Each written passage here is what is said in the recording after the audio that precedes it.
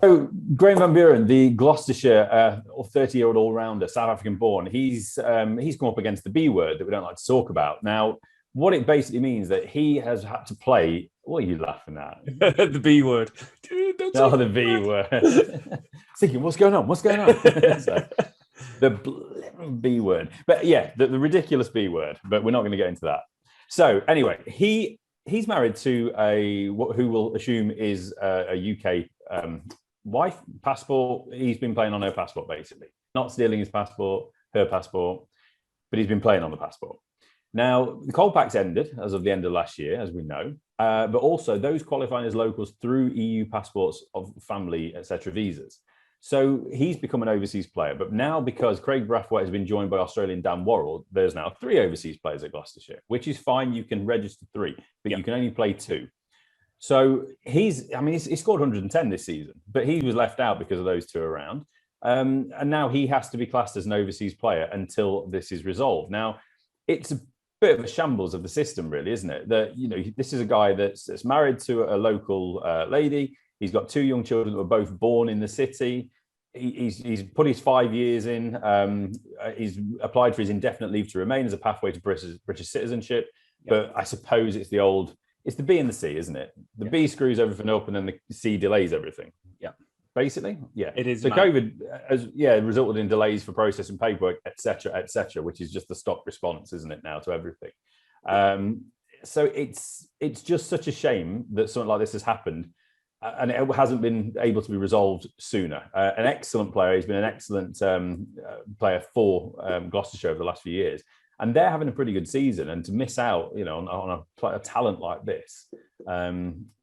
Is really, really difficult, and strange situation. And I don't want to get too worked up about it because B word and all that. Yeah, I put this in the same thing as the IPL, where you are expecting some more help from the governance body that's above you, being the ECB or whoever holds your contract. They're a professional sports organisation that will be in contact with the government. They should be aware of situations. They should have policies in place for things like this.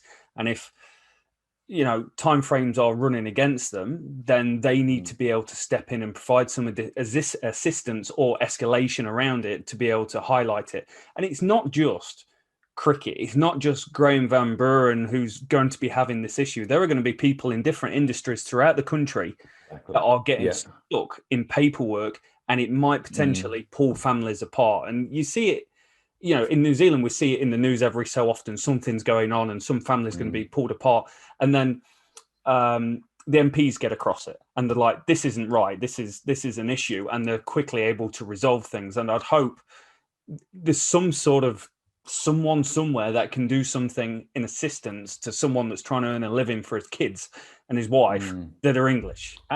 And who has committed himself to this country. Yeah, it's not somebody that I'm not going to go down that path of thought, but he's committed himself to this country.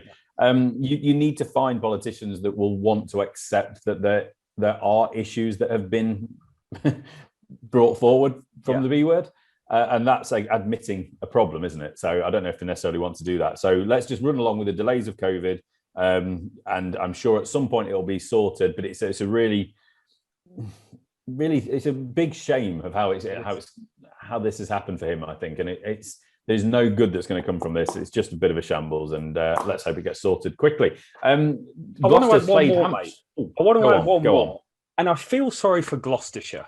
So, it's a lovely county. It is, but being a stats man, there's been 64 kolpak players from 2004 to 2019 since it really started to happen. Were most of them for Hampshire? Yes. Yes. Sorry. But Gloucestershire have had 2. This doesn't take into account last year, but that's 2.